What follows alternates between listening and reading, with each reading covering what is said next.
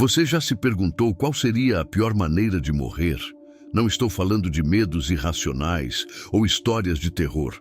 Estou falando de ciência pura, de dor quantificável, de agonia documentada minuto a minuto por médicos que assistiram, impotentes, enquanto um homem era desintegrado vivo de dentro para fora durante 83 dias. Um homem que implorou para morrer, mas foi mantido vivo contra sua vontade, transformado em um experimento humano não oficial.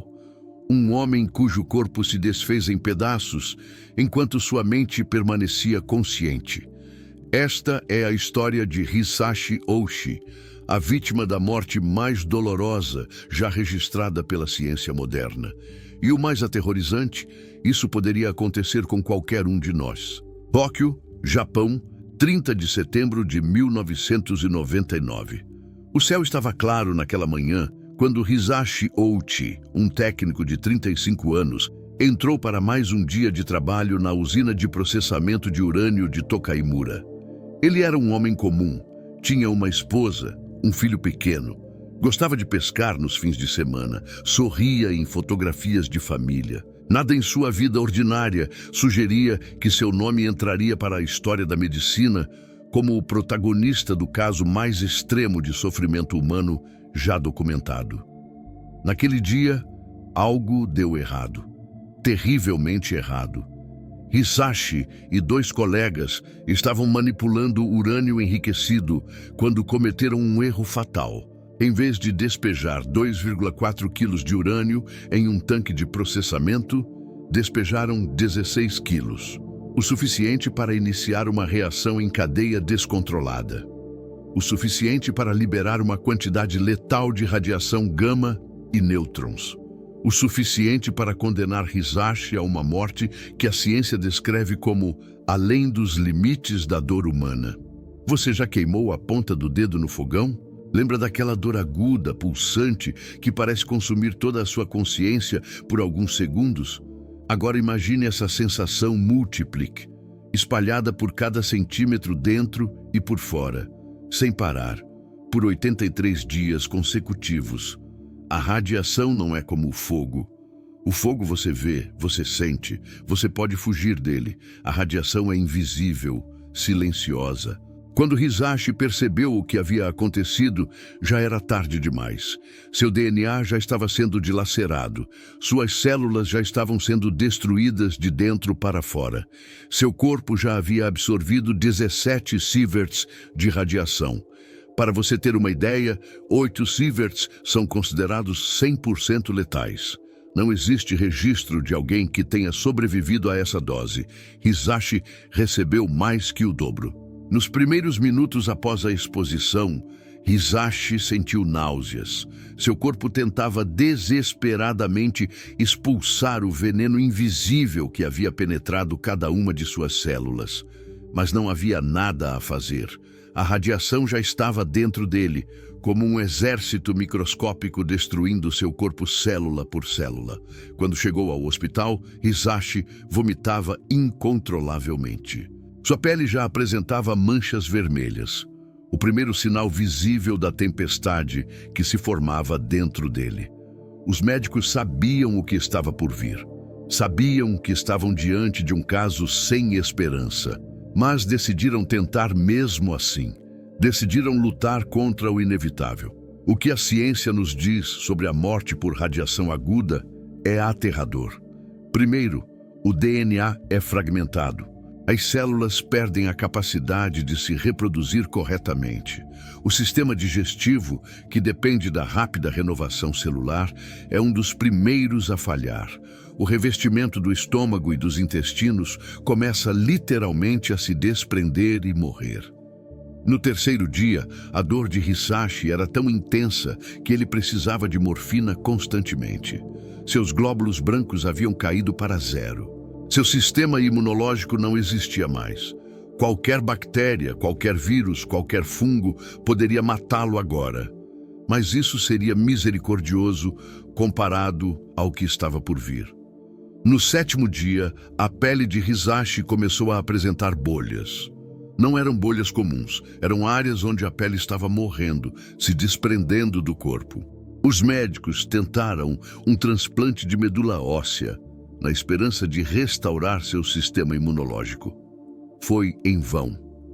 A radiação havia destruído completamente sua capacidade de produzir novas células sanguíneas. Você consegue imaginar o terror de ver seu próprio corpo se desfazendo? De sentir sua pele escorregando como uma luva molhada? De saber que não há cura, não há escapatória, apenas a espera por uma morte que se recusa a chegar? No 10º dia, os cromossomos de Hisashi estavam tão danificados que os médicos desistiram de contabilizar as aberrações. Seu sangue vazava pelos poros. Seus olhos sangravam.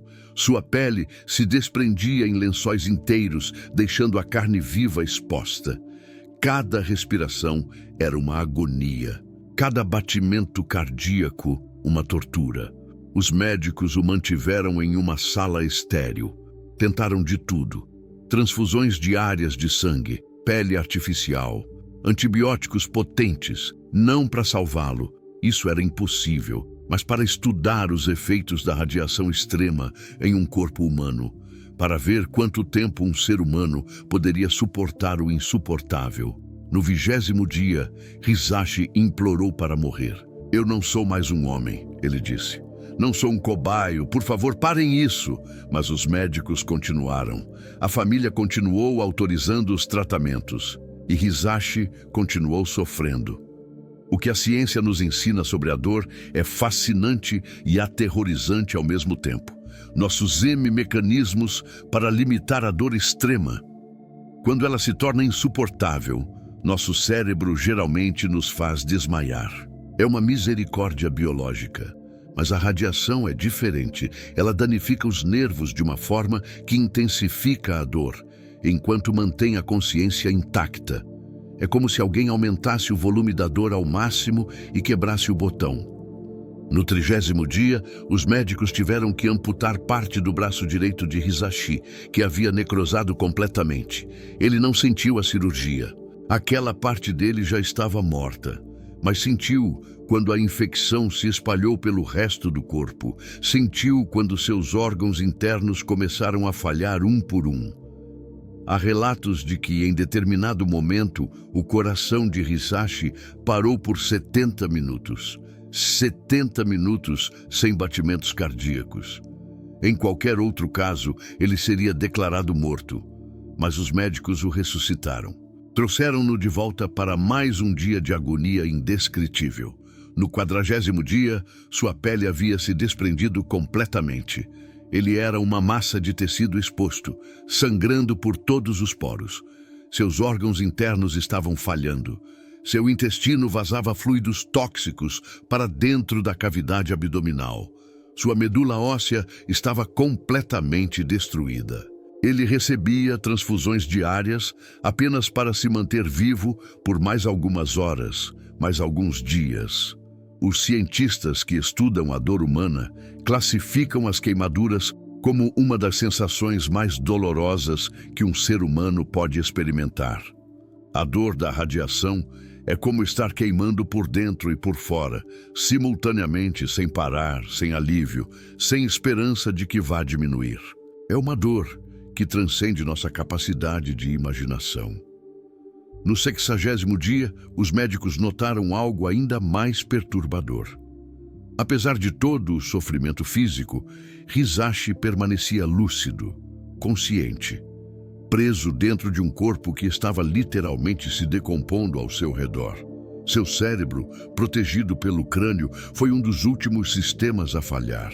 Isso significa que ele sentiu, pensou e sofreu até quase o fim. Você já se perguntou se existe um limite para quanto sofrimento um ser humano pode suportar? Existe um ponto em que a dor se torna tão extrema que deixa de ser dor e se transforma em outra coisa? Os médicos que trataram Hisashi se fazem essa pergunta até hoje, porque o que eles testemunharam desafia nossa compreensão do sofrimento humano. No 80º dia, os rins de Hisashi pararam completamente. Seu fígado não funcionava mais. Seus pulmões estavam cheios de fluido. Cada respiração era um esforço monumental. Cada segundo, uma eternidade de agonia. E ainda assim, ele vivia. Seu coração continuava batendo, como se preso em um pesadelo do qual não conseguia acordar.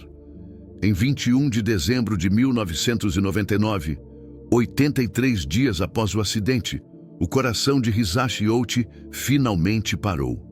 Desta vez, os médicos não tentaram ressuscitá-lo. Desta vez, permitiram que ele descansasse. A história de Hisashi levanta questões profundas sobre ética médica, sobre os limites da ciência, sobre nossa compreensão da dor e do sofrimento. Mas mais do que isso, nos lembra da fragilidade do corpo humano diante de forças que não podemos ver, não podemos sentir, não podemos compreender completamente. A radiação que matou Hisashi está ao nosso redor, em pequenas doses, nas radiografias que fazemos, nos voos de avião que tomamos, nos materiais que usamos para gerar energia. Invisível, silenciosa, potencialmente letal. A ciência nos diz que a morte por radiação aguda é provavelmente a forma mais dolorosa de morrer que um ser humano pode experimentar. Não é rápida como uma implosão no fundo do oceano. Não é misericordiosa como um ataque cardíaco fulminante. É lenta, progressiva, implacável. É seu corpo se traindo célula por célula, órgão por órgão, sistema por sistema. Quando você desliga este vídeo e volta para sua vida normal, Hisashi Ouchi será apenas uma história que você ouviu. Um nome que talvez você esqueça em alguns dias. Mas para os médicos que o trataram, para a família que o perdeu, para a ciência que documentou seu sofrimento, ele é muito mais. Ele é um lembrete dos limites da resistência humana, da fragilidade da vida, da responsabilidade que temos ao manipular forças que mal compreendemos. E se você está se perguntando por que contei esta história, por que mergulhei nas profundezas do sofrimento humano, a resposta é simples. Porque algumas histórias, por mais dolorosas que sejam, precisam ser contadas. Porque o conhecimento, mesmo o mais sombrio, nos protege, nos prepara, nos faz valorizar cada momento sem dor, cada respiração sem agonia, cada dia de vida normal que temos o privilégio de experimentar. Se esta história tocou você, se fez você pensar, se despertou em você uma nova apreciação pela fragilidade e pela resistência do corpo humano, então compartilhe. Não porque é uma história fácil de ouvir, mas precisamente porque não é. Porque as histórias mais importantes raramente são.